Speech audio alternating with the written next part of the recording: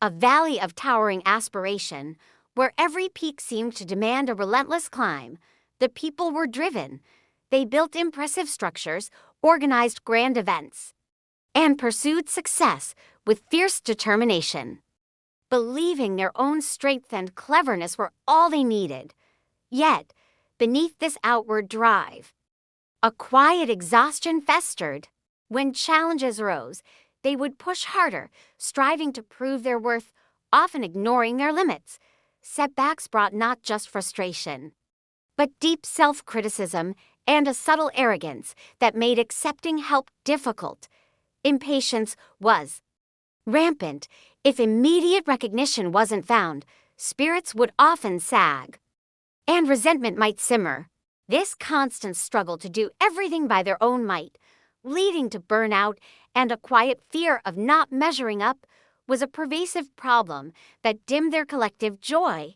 Then, during a moment of profound collective weariness, when a crucial project seemed to falter despite immense effort, an elder, whose presence radiated a calm wisdom, shared words from an ancient, guiding text.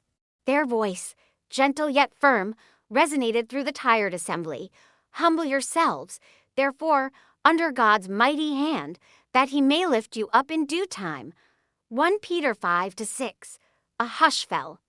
The truth was startling.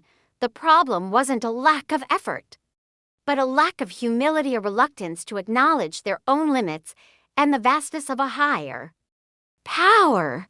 The solution wasn't to strive harder, but to yield, to trust, to step back from the need for instant control and recognition. It was about allowing a mighty, unseen hand to work in its own perfect timing, knowing true elevation came not from striving alone, but from a surrendered heart. A profound, unifying shift began.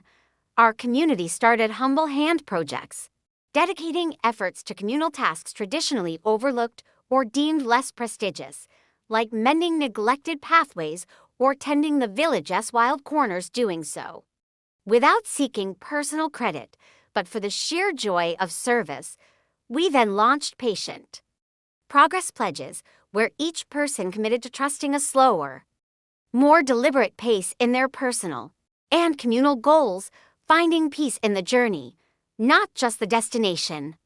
And crucially, we formed due time trust circles, small supportive groups where individuals shared their struggles with impact, and the pressure to succeed, instantly learning to rest in the wisdom of divine timing, reminding each other that true blessings unfold when ready. Slowly, the valley transformed.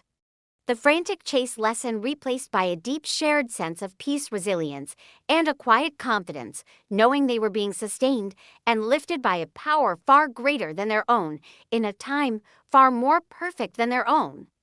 What weight might we release today by truly humbling ourselves and trusting in a higher hand and its perfect timing?